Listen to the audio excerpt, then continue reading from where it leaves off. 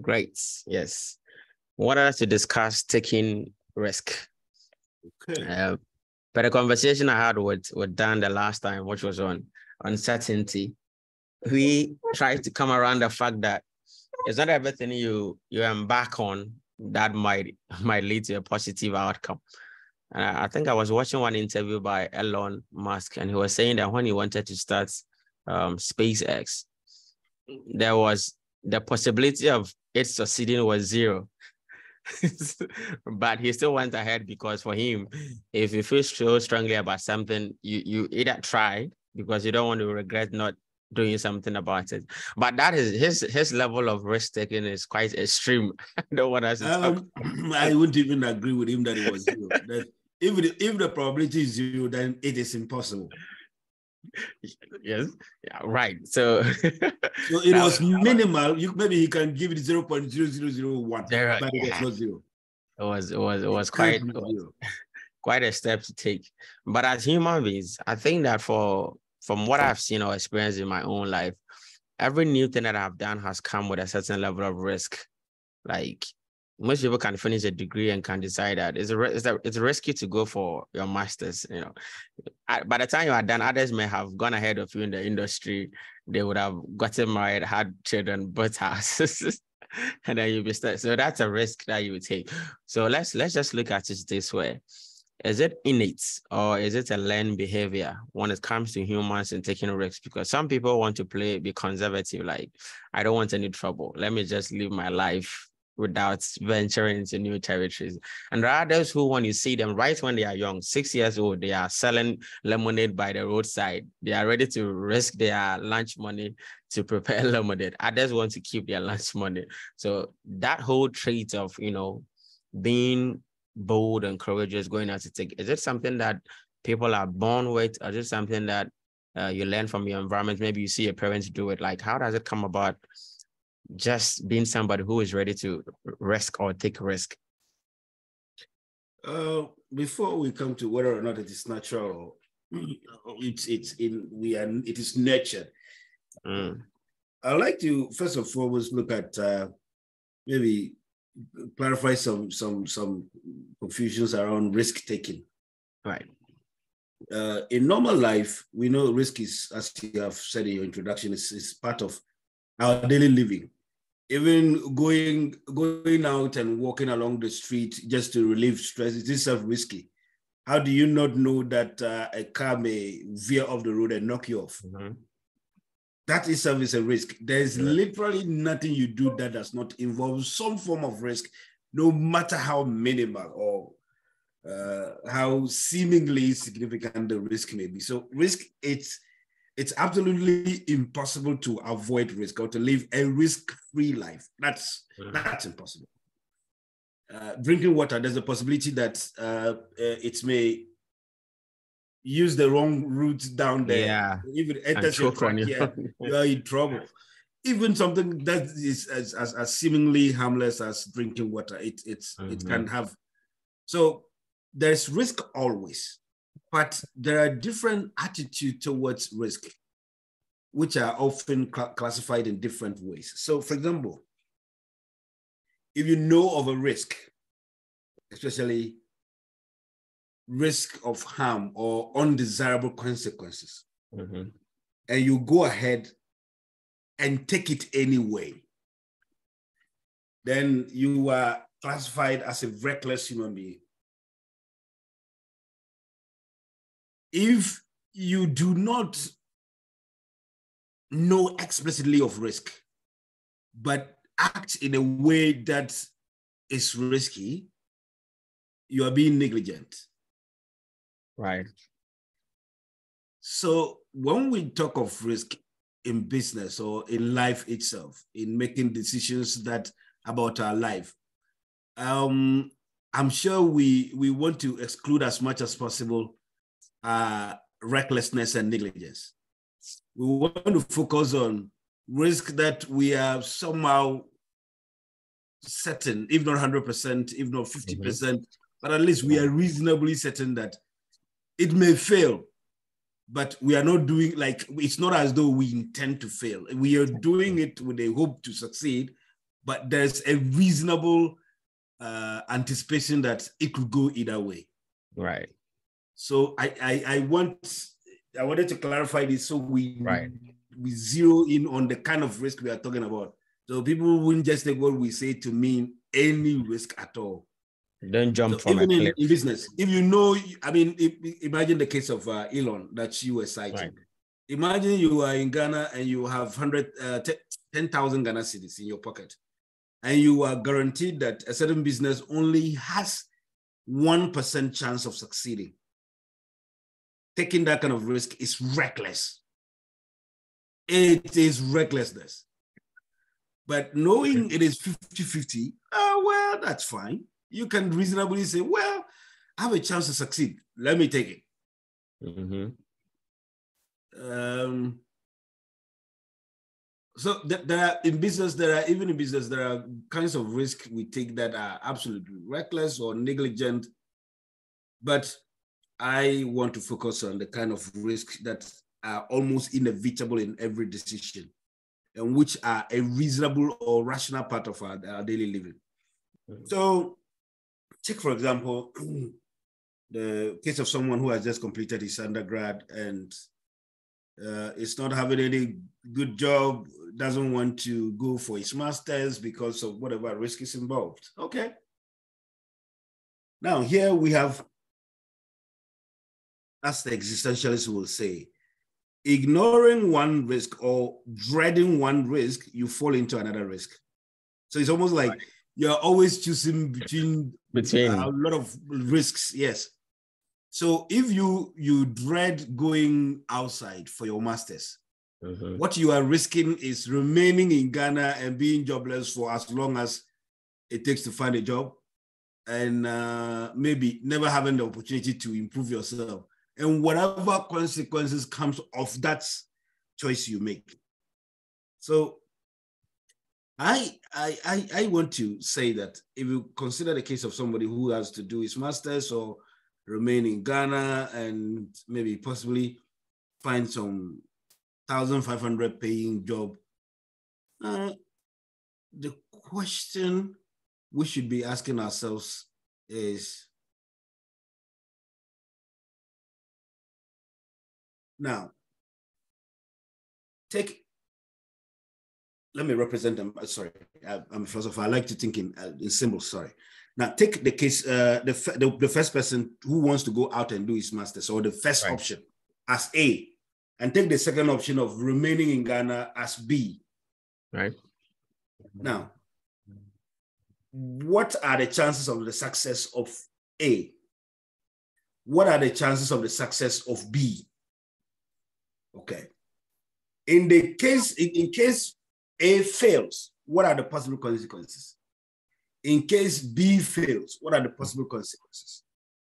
If you weigh all of this and you come to a 50-50, or you come to a 30-70, or you come to some 95-5, almost in the higher regions where maybe you have 95 probability of succeeding, we know there's no problem taking that kind of risk. But when it is 50-50, or when you have to decide against a higher risk, that is where the trouble starts. So it makes sense in some senses to take a higher risk, because even if it has a smaller margin of success, the success that is going to come of it, if indeed it succeeds, is worth more than the risk you take to get that. Yeah. So if you go to do your master's in Europe or somewhere else, you may have just 20-15% chance of its success or of getting through with that. But it will make sense to take that kind of risk, because the alternative is remaining in Ghana and never improving yourself as much as you need to. Or the upside is that when you actually succeed, if you put all your effort in there and you succeed, then the benefit outweighs whatever risk you have taken. So let me use a concrete example. I have a friend, in fact, a bunch of friends from Nigeria who have adopted a method of going to UK to study. So when I was doing my master's there, I used to do part-time job in the hospital, and I used to work with them a lot. So I have 1,000,001 stories about how they get there. A Nigerian completes his undergrad. The first thing is he goes for a loan, and he goes out to study in UK. He does maybe 30% down payment of his fees. The rest of the loan is pushed into his account, so he's able to know to use that as proof of funds to get his visa. Once he gets to how do you call it, UK, he starts working right away. In fact, before he gets there, he arranges with some agencies, does all the online trading, only waits to get in there and get his some other certificates he needs. And in a week's time after arriving, he's already hitting the ground and going to work and paying the remainder of the school fees. So he structures the rest of the year with, how do you call the school that I'm going to pay, maybe every month I'm going to pay you £1,000 until I finish paying my school fees. And the university will agree. Good. So he goes, it's risky. You may have to work 4 hours, 4 days a week, which is like 40 hours a week. Combine that with your studies, that is no joke. I have been through that. It's no joke. But with time, they're able to do it. And some of them even go as far as coming along with their family members, which makes it even tougher for them. Oh. But once they succeed at doing their first masters, now the focus becomes, I've established myself in the UK. I'm already in. I have extra 2 years to take my time and work. So the 2 years that he has after masters is to work and make up what he lost when he was working and only paying school fees or paying back the loan he took to pay for school fees. Once he's when those 2 years are about to expire, he himself or his partner, his wife, will apply for a master's or another program. And then they extend their stay. So they will both work to support the other partner to finish the master's.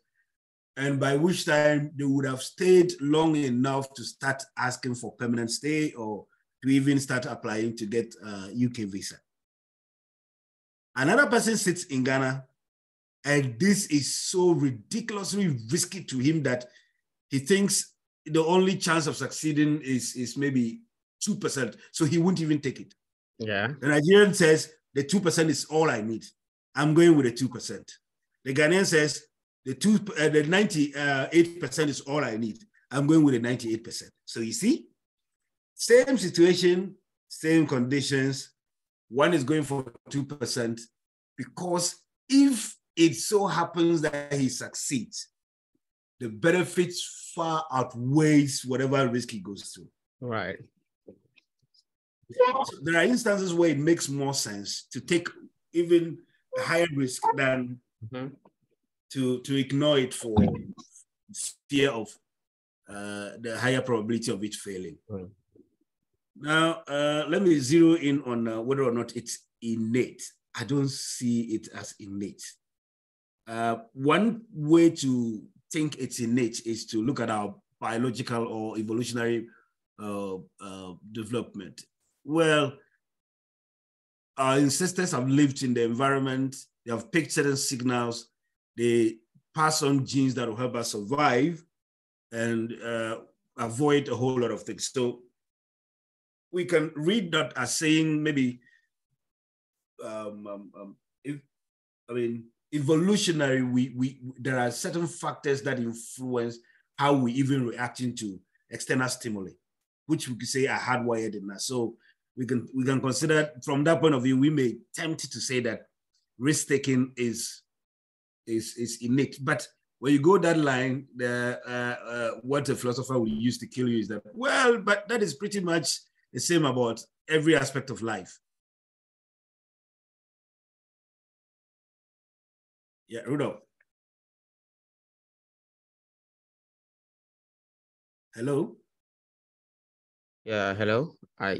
Okay, yes. Lost me. Okay. So a philosopher may say, well, it doesn't seem that is any special factor. It's true of every aspect of life. Every human being has that hard wiring to respond to risk. But we are now talking about risk in a way that relates with our chances of success, or that determines which decision we settle with finally. So when it comes to that aspect of risk, I would say it's nurtured. Why is the Nigerian willing to go with a 2% and the Ghanaian willing to go with a 98%? I'll bring in. You're raised to, hey, take care. Hey, Jai. Hey, Jai. So you are afford your money at the end of the One funny thing I observed over here is that you don't dull the curiosity of kids. And I don't blame our parents a lot. Yeah, poverty, see, your parents only has these 4 Ghana cedis that they have used to buy this small TV. You want to open the TV and check which wire is connected to which one. Hey, bro, what's this? It's the ABC how bold is wrong. You don't. So if a child has curiosity about mechanics, you can't open your dad's radio to learn why the blue wire is connected to this and the red wire is. No, you can't do that. You can't afford that. But if you live you hear the story of some kids starting up certain businesses in the garage of their parents. The question is, what kind of garage are we talking about? What kind of basement are we talking about? This is proper basement with cars, with constant electricity, with state-of-the-art internet access and everything. So he's able to do certain things on his own, experiment, make mistakes, sometimes blow up the house. The parents are able to afford, or the system where they live, well, there's an insurance arrangement that can take care of them in case of those things. So the child can afford to experiment a whole lot and then learn the hard way through the experiments. But in your part of the world where poverty is making everybody careful about breaking anything that they can't easily replace, you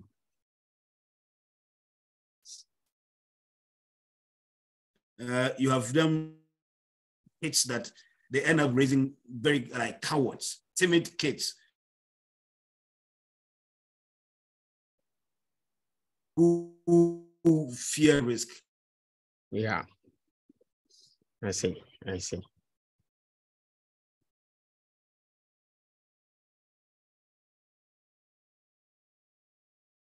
Even in our education,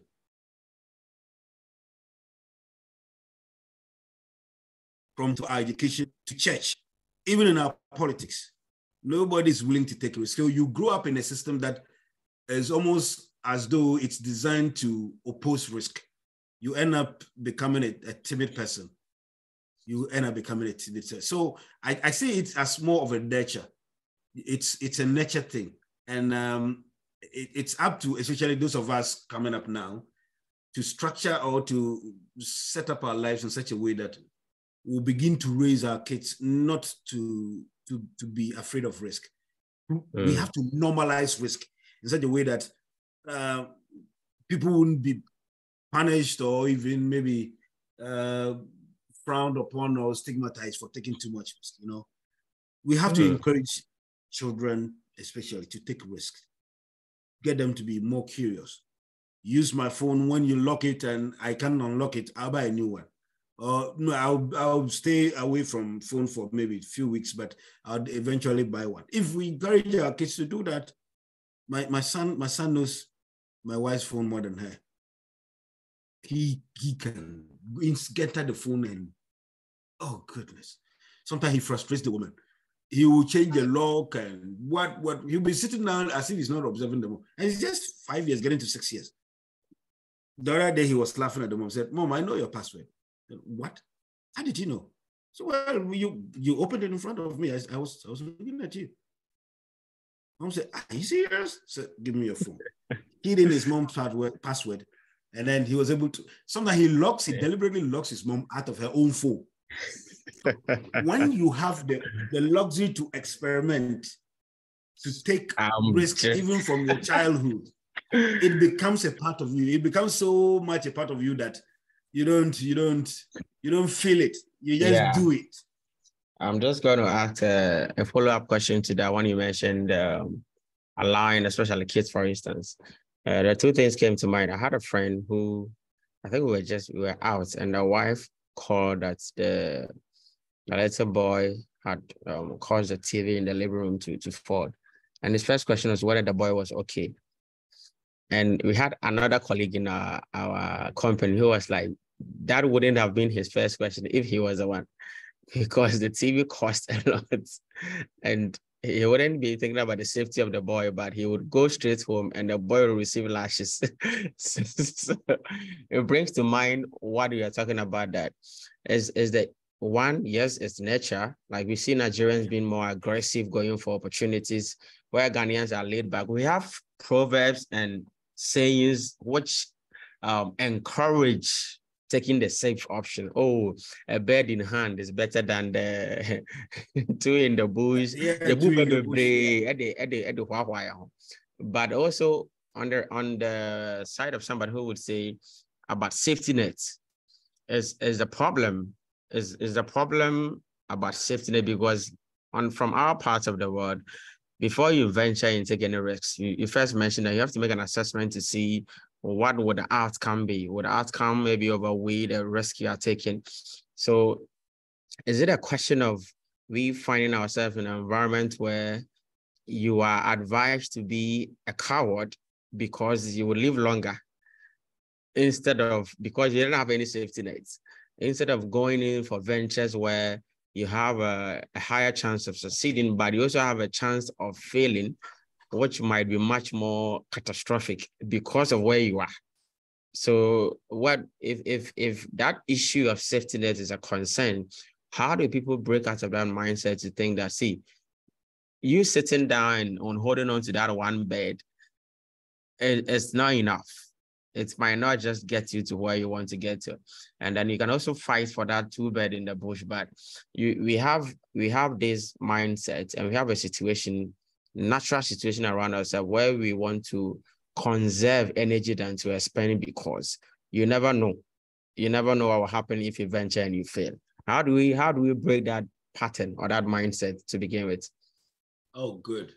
This is a very important question, because first, aside from deliberately raising your kids to love risk, there's a way your environment, your social environment, your political environment itself engineers in you your sense of risk, and whether to love it or to dread it. I mentioned that if you are in a system where the system itself encourages risk, then it's almost as if even without upbringing, the right kind of upbringing, there's a way the system can contribute to you at least having reasonable appreciation of risk. And that also raises this whole question that is at the heart of the follow-up you're asking, which has to do with safety net. So reasonably, my auntie is sitting down and managing a small provision shop. When she gets 30 Ghana cedis every day as a profit. Now, it looks like if I do more, maybe with time I'll start getting 50 cedis, with time I start getting 70 cedis, and things may get better. Compare that to maybe going for a loan and expanding the business, maybe looking for a bigger shop and doing the same thing.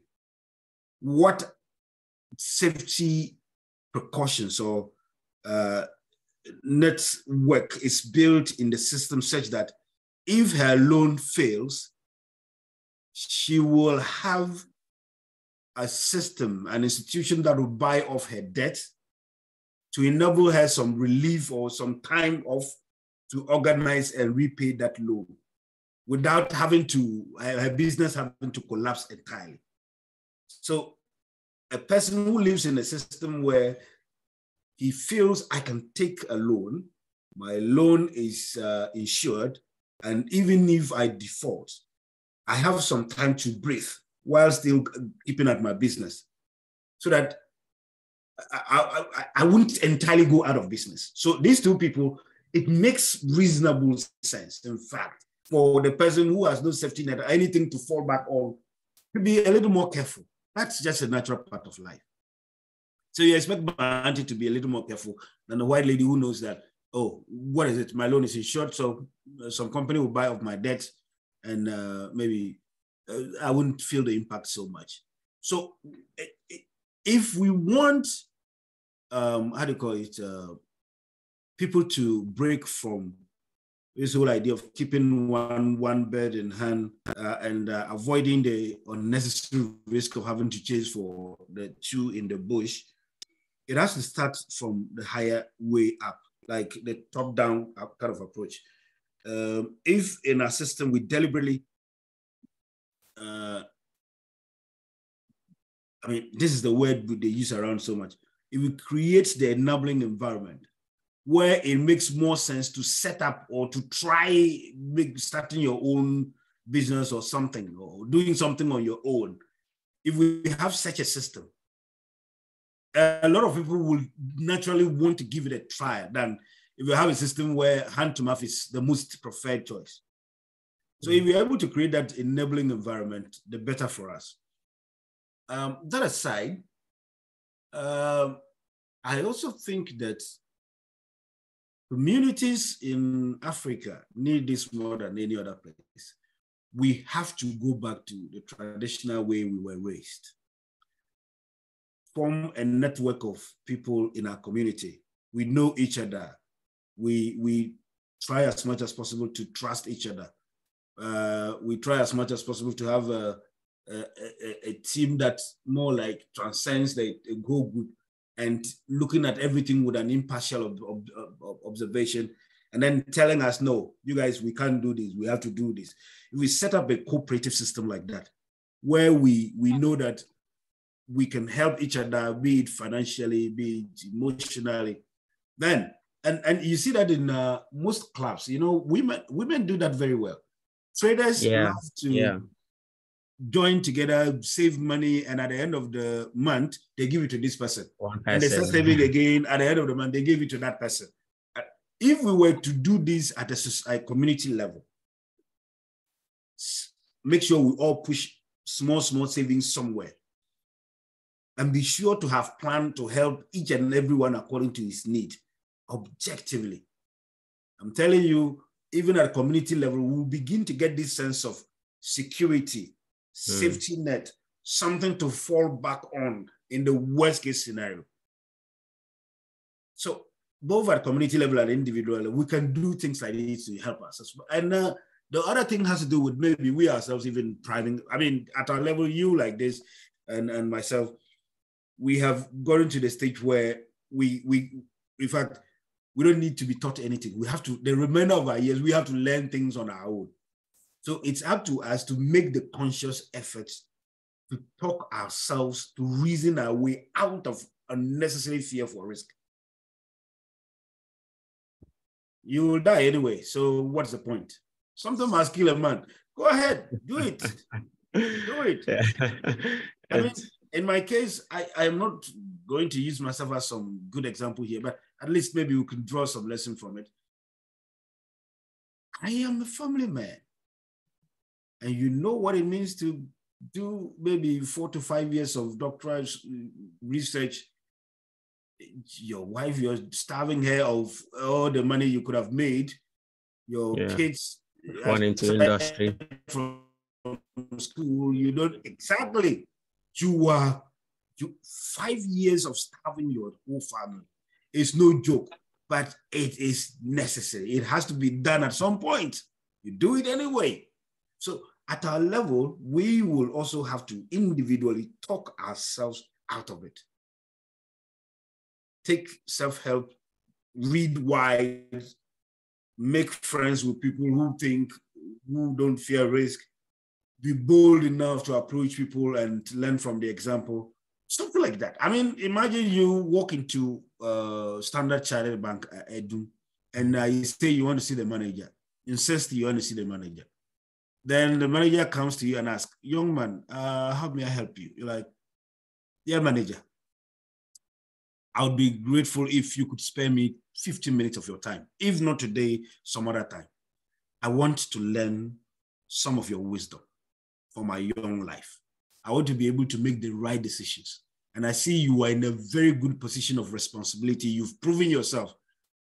I want you to at least 15 minutes to take from you as much as I can to inform my life. You will shock that manager. You will shock him. He'll be like, you were. Yeah, you are not coming to beg him for money. I may try this. You are not coming to beg him for money. You are coming to tell him that you need nuggets of wisdom from him. Mm-hmm.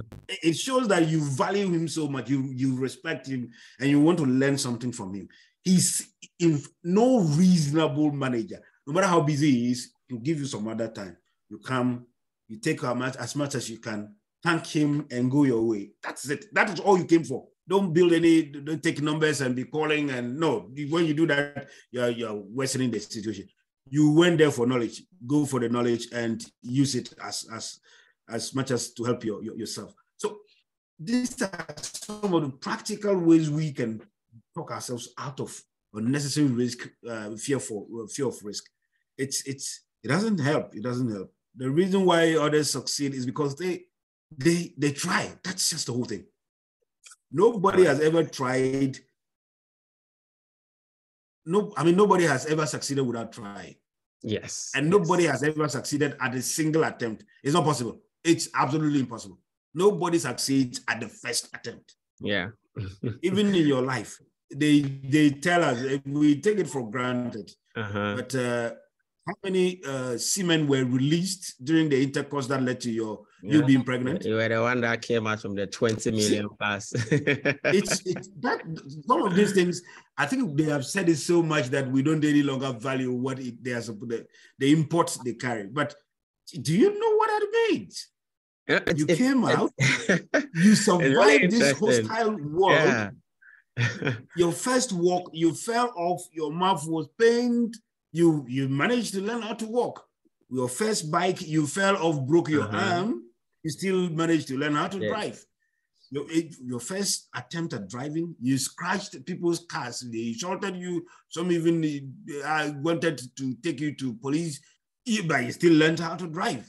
What is it you do in so if your daily life is so much engaged in risk, what's the point of fearing it anyway? You are living it anyway. So what's the point of having an unnecessary fear for something that is manifest in your life more than any other thing? There's risk in your life more than any other thing. So what's the point being afraid? Yes. I'm thinking, I took an online course about 2 weeks ago on risk management. It was an interesting thing, first time learning about. It was something about quality assurance and all of that.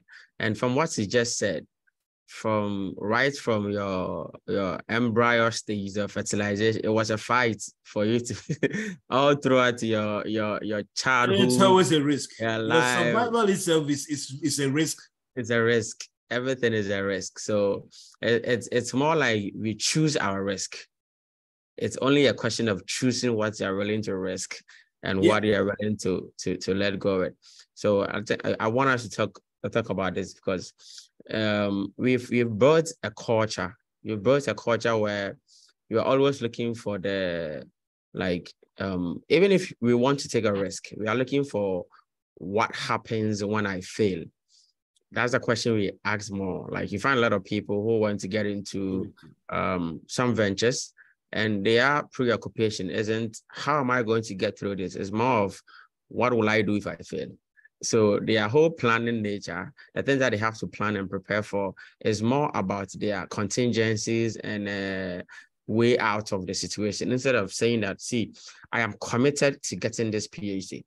I am not thinking about getting through 2 years and dropping out or not finishing or taking this side job who will take me away from my academic. I find that people go with like they are not all in. But when it comes to taking a risk, you have to like psych yourself in such a way that I'm doing this. If not, I've come to realize that most people stop or don't take the risk because they are not all in. They are just interested in, they are not really committed. It's just, oh, they wish they can do it, but not really wanting to do it kind of mindset. So when it comes to me taking a risk, because it's something that you have to risk it, or because it's something that has a 50-50 way of either succeeding or not, what should be the approach as the when it comes to commitment? Because I feel it's a challenge when it comes to risk taking, because if people are not for instance, the example he gave us, like I said, I'm going to try it. Somebody walk up to maybe the MD of MTN Ghana, someone who wants to get into telecom business, and say, I don't want money, I don't want favors, I just want 15 minutes of your time. Talk to me about how I can scale up my business, and what some of the lessons you've learned along the way you can share with me. There was a risk that you may be humiliated. The security guy can turn you away, or the man himself can say, I don't have time. So there is that risk. So people weigh those cons, like what if, the what if. So let's yes, the phrase is here now. Let's look at the question of what if. What if I fail? What if it doesn't work? What if I get humiliated? How do I handle it? Because yes, you've been encouraged to take risk, but what if? Let's just address the question of what if. Good, excellent. Now, just to say something in connection with you going out to learn risk management. You see, sometimes we have to go out of our comfort zone and do something to know that, so this thing was not difficult and I had all these perceptions about it. Yeah. I mean, somebody sees me doing philosophy at the PhD level. Like, are you all right? Oh, philosophy is difficult. So how? I mean, why? Somebody sees somebody doing PhD at maths level. You're like, what? PhD mathematics? What? Try it. It's easy. Try it. So going out of your comfort zone helps. Now let's talk about what if. You know what? The what if, I mean, you know what we are afraid when we ask that question? Or you know the consequence? It's only our ego that gets bruised, nothing more. A big man said no to you. I know what if. So what? Even your own wife doesn't say no to you. Sometimes your own kids, don't they say no to you? How many rejections have you had in your life anyway? So it comes down to, you're afraid that your ego will be bruised. That's all. That is all there is to this what if question. So if you psych yourself up, it includes telling yourself that, yeah, I'm going to fail. Yeah, I know. So when you fail, you won't be surprised. You won't be shocked that you fail.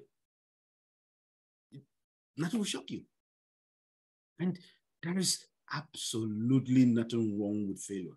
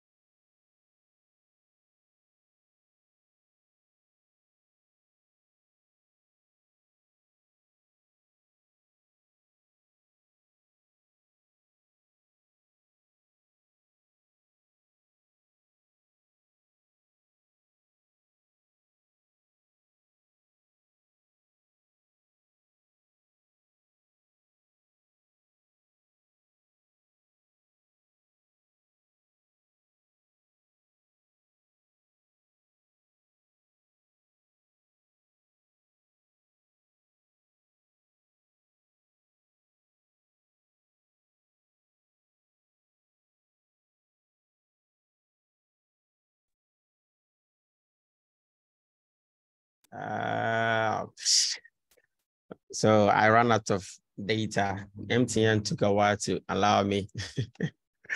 All right, I think we can wrap it up. Forgive mafia people.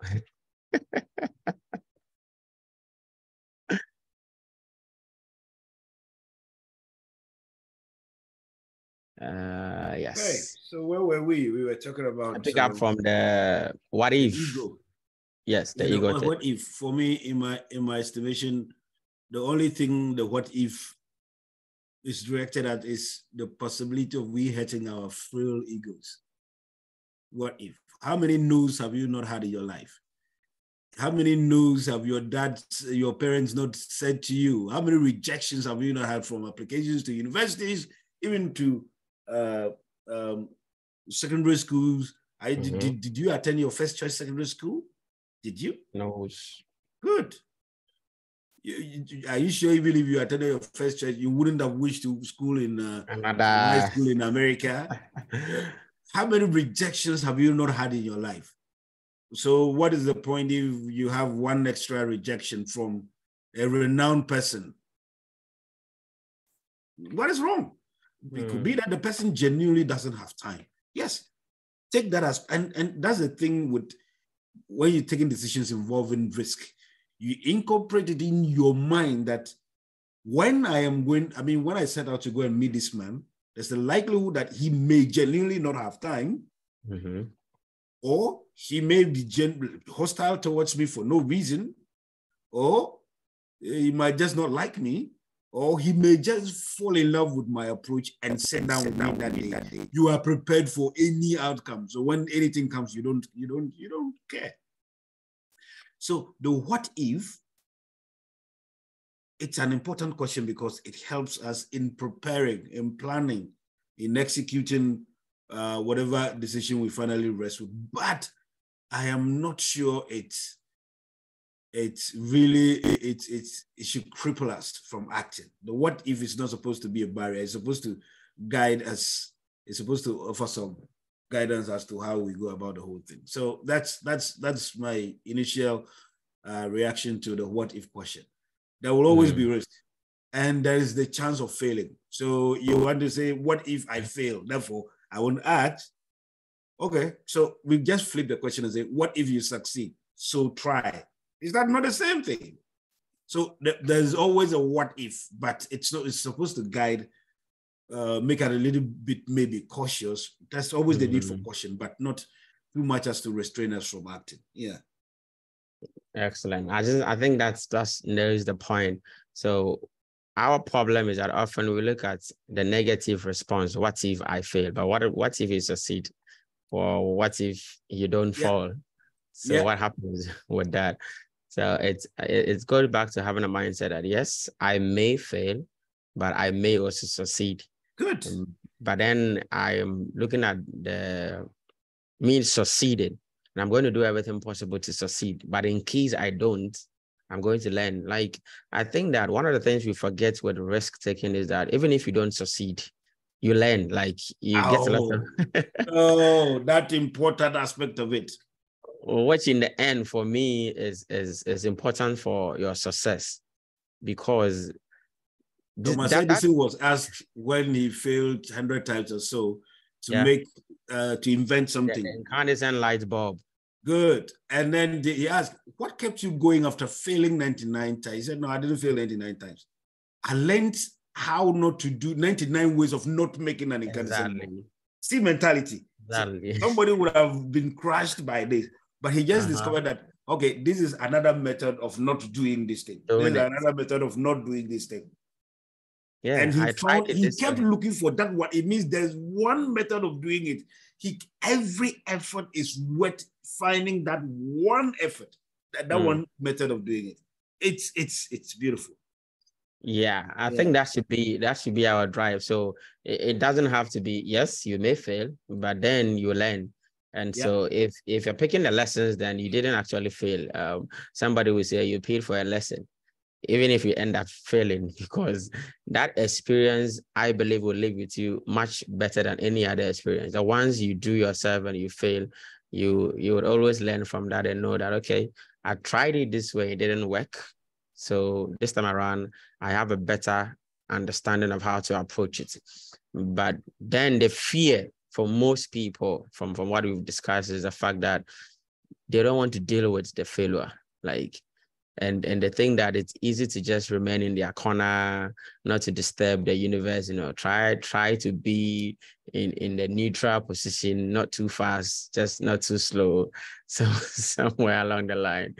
And even from the religious point of view, I was just thinking that not just the Proverbs, we have people who take the scripture out of context, and they will tell you that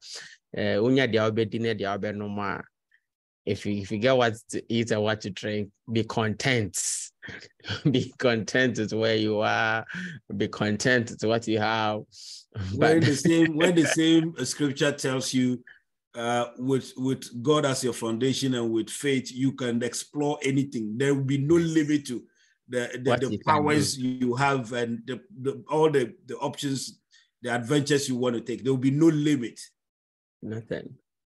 Why would the same scripture ask you to be minimalist so as to consider only what media? That is, I think that is even more selfish, because I was telling someone that when we say, as the Apostle James said in his book, he says true Christianity is taking care of the orphans, the widow, the poor, the needy.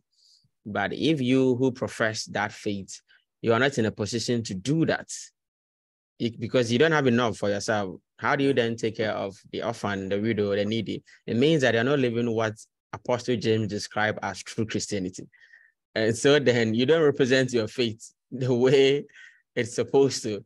And if you go with a mindset that, oh, that don't risk it, it's fine, just you and your family, you have something to do. I think that most people who have succeeded, like you mentioned, went beyond themselves. They wanted to do something that had global impact. which means that they took bigger risk. We're using Zoom now. During COVID time, it became the platform that saved the world. It literally saved the whole world from meeting physically. And Microsoft came up with Teams. Google had to do the Google Meet, and everyone was trying to solve problems. So for people to solve these global issues, they had to take risk. They had to take risks. And so I think that I really like it and just thinking about the negative aspect. But what if you succeed? My dear, what if you fly and not fall? Yeah.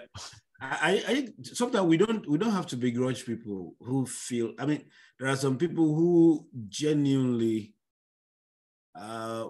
because of the kind of people they are surrounded with, they naturally tend to avoid failure. For example, you're married to a nagging wife who is looking for a nagging husband, who's looking for the slightest opportunity to berate you or make it look like you didn't even, what you did was not even wise in the first place. I said, come on. So you want to avoid anything that will get you into the direct line of that person, kind of thing. But I mean, there are a lot of factors why we hate failure. But I just think that the best way to actually get success is to love failure. It's impossible. It's impossible to succeed without loving failure, because success itself entails failure. Yeah, it's not conventional to love failure. It's I mean, yesterday I posted a video about WhatsApp and people were laughing. It's somebody saying to live is to love, and to love is to be happy, you have to love. But to love is not to be happy, and not to love is not to be happy. Therefore, to love is to be sad. So it makes it look like it's just a complicated puzzle, but you have to do it anyway. Look, to succeed is to try. To try is to fail. To fail is to succeed. It's complicated. Yes, failure is actually success. I believe in that, because you have only succeeded in teaching yourself how not to do something. Right. And in any case, if you succeed, don't forget, as you mentioned, you have children to teach how to do something right. You have a whole generation after you going to learn. Electricity, I was watching the history of electricity, how the idea was conceived out of watching the thunder and lightning and all that. And the first idea that was conceived, the mistakes that was involved in it, then later improved. But the improvement also had its own failures and mistakes, until at that time we were able to find out what electricity actually is, and then able to manufacture conductors and all those. It was a whole bunch of failure, and even science itself. Science that we love and trust so much. It's a big bundle of failures. Science is a big bundle of historical failure. Failures of like greater magnitude, big failure. And you see, when I was talking of the system, people may think, oh, these are just one way of crying that your system is not working. No. Rudolph, why is it that Harvard can afford to gather 5 or 6 philosophy students every year and give them funding for 5 years to do their PhD? Consistently, no failure. Consistently. Now, the question is, you know how much they are devoting to each student per year? Why are they doing that? You think they are guaranteed that the student is going to propound some new theory that will redefine philosophy? No. They are hoping that at least if they manage to produce 100 students and they get one outstanding student, that would have been okay. So you know what Harvard is literally doing? Harvard is willing to fail 99 times if it gets them one excellent student. Legon is not willing to do that, possibly because they don't have the money. I'm not blaming them. I mean, they live in different worlds. Harvard has in excess of $53 billion in endowment. So Harvard and Yale combined is richer than all of West Africa. So I'm not critiquing Legon, but even if Legon had money, our system is such that even the scholarship that is set aside for poor you would people, sack the student to even go home. And it's not just them. Let NDC come to power today. Some MP will go and take that money and go and do some course, upgrade course, baby. No, I hear at least to be the first person in the family to also do masters somewhere that will change their entire destiny. We wouldn't do that. How was my university able to discover me of a million of, in our year, we had about 270 applications or so, and they needed only 8. How did they find me? They didn't know me. They didn't know me. But they said, okay, I think let's give this guy a chance. There's a chance he will succeed. There's a chance he will fail. Come on, let's go ahead and give him. So if your system is built in such a way that it is willing to accept 100 mistakes just to get one right, you yourself, you grew up in that system, hardwired in such a way as not to be afraid of risk. Yes.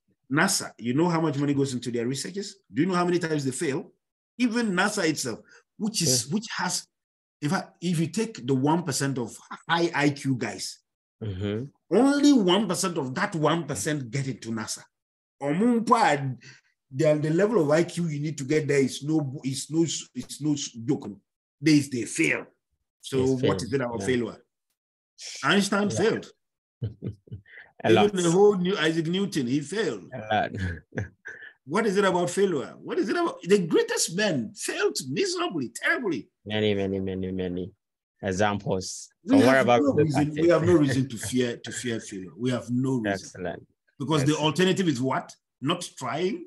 Well, that's actually admitting failure. That's the ridiculous part of failure. Right? If you refuse to take risk, then you actually guaranteed that, you see. So here you have a 50-50 chance of either succeeding or failing. If you don't take any effort at all, then you are guaranteed 100% failure. To fail.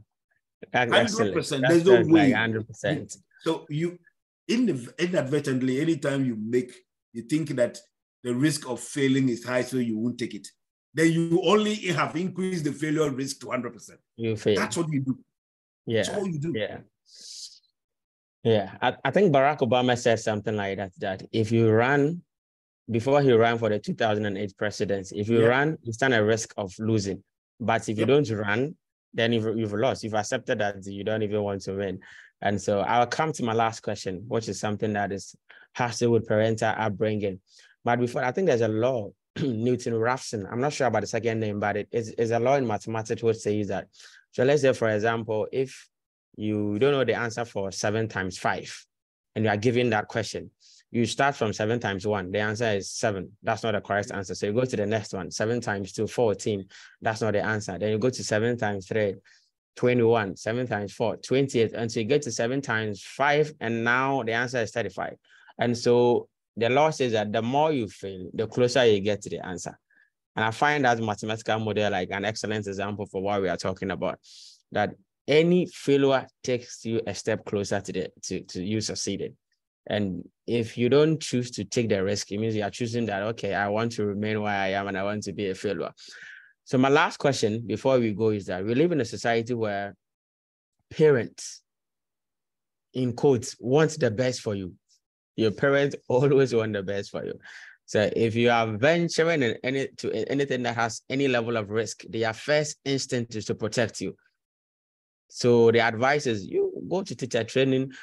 With all due respect, I'm not against teachers, but I want you to take a vocation, a job which has a guaranteed employment, with SNETs, 401k, like things that, they know that you're not going to have to struggle to have a living. And so your parents would advise you, just go and do nursing, or go and don't do a business that require you to spend a lot of money as startup capital.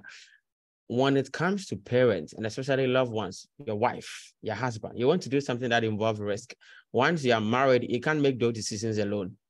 Your wife has to have a say in what you want to do, and your husband has to have a say when it comes to dealing with the people that, in quotes, love us and want the best for us and don't want us to see us hurt, they don't want us to get into trouble, how do we deal with it? Because it is a very, like, most people don't do it because, no, I don't want my partner to think that I'm risking our life savings on this, or I'm gambling with our kids' future on this. How do you deal with people, in quotes, who love us and don't want us to get hurt by taking risk? Good. Let me start it this way.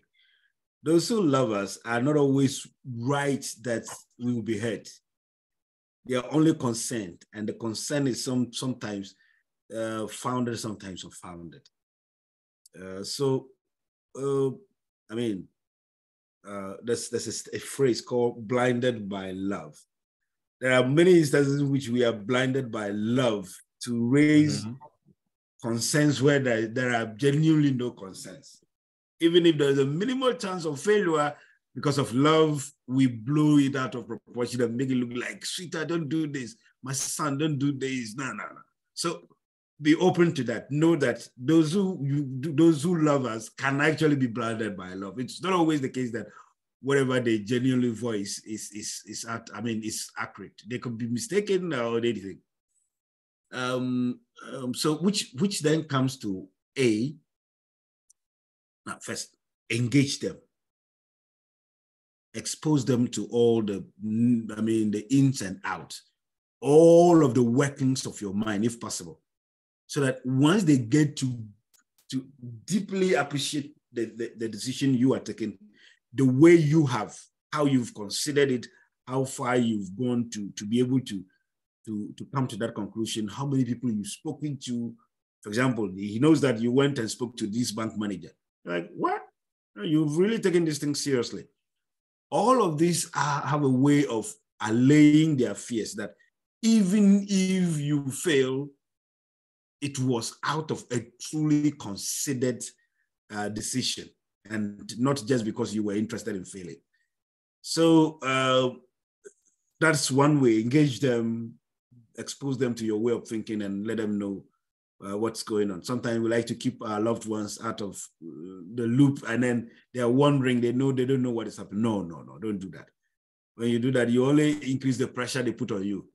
Expose them to it. And sometimes we think, look, sometimes some of the questions they draw our attention to are things we easily overlook, but which need attention anyway. So I am not saying we should have any dismissive attitude towards loved ones because they are blinded by love. Let's be critical, but when they raise concerns, let's expose them to our way of thinking, and it helps. Alternatively, you can seek another person's perspective. For example, you and your wife had something, and your wife feels, sweetheart, not this one. You can ask me as a friend or someone else, Dan, or some other person that you think might not, he's not attached to the thing you are going to do in any way, so he's going to be dispassionate as possible. And seek the person's opinion. And then if the person's opinion tilts towards what your partner's concerns are, then you know that, okay, these are really genuine concerns. So you start rethinking your whole plan. It's fine. Sometimes you're going to abort a whole plan, and it also goes to us. We those make a decision. Sometimes we think we have gone so far with a plan that abandoning it is not an option. No. Sometimes abandoning the plan is actually the better option. So when your partner draws your attention to it, yes, pay serious attention to it. When you realize that you are gathering other independent opinions that are against what your partner is saying, then you sit them down, talk through, and take the bold step. If they have genuine concerns, then you start rethinking your plan. We are human beings, we make mistakes. They are human beings, they make mistakes. Yeah. That is why we need to be careful. It's true. I think one of the things that I want to add to is with what you said. Sometimes we miss most of the things we are looking at because it's your idea. We love it. When you're in love with your idea, you don't want people to punch holes in it. Blinded by love, you're blinded by love of your own idea. We could be blinded of your by own love idea. folks. So you want to protect it. You want to, no, this will work, but you have not considered all the angles or all the things that. So when these people come in and they are looking at it from the outside, we think this is be difficult. And sometimes we have what we call blind optimism. We just forget about all the roadblocks, all the possible obstacles that might come up. And we think that, I want to do it, I will succeed, without considering all these challenges. I sometimes may have insights, even though they may not be experts in your area or have understanding, but they can ask the right questions. Yeah. So just like you said, not to be dismissive, but listen to what they have to say, weigh them, ask for third opinions or second opinions or other options that you can get. But if after all these assessments, you have made your discussions, your decisions, and you feel like this is something you want to do, I think that for most of other people who love us, in quotes, I use that in quotes, they don't see what we see.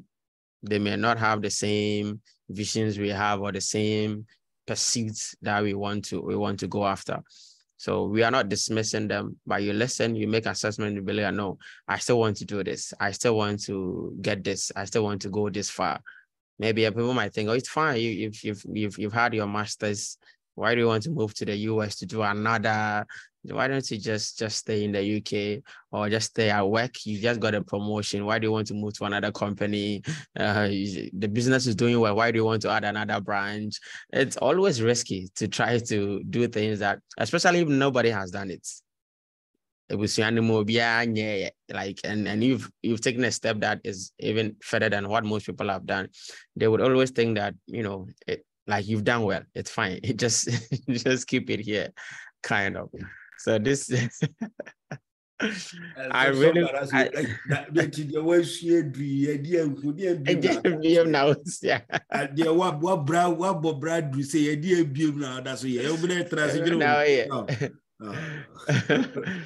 and to them, it's just them, they think that's a compliment, like, oh yeah, yeah, kind of. So like it's been an insightful conversation. We would have Isaac join us. He might share his perspectives from being an entrepreneur, and then hopefully done with all sorts of thinking floating around in his brain. He would join the conversation. So we would definitely do taking risk again next week, so that we can bring on other people's perspectives. But for today, I think we can end it here, so you owe the kids a library time. Thank you for making time for us. You've extended your 30 minutes to an hour plus. So thank you so much. See you next week. Beat me. My daughter was knocking at the door. I'm sure she will beat me. Apologies on your behalf. Okay. Have a nice weekend. All right, bye.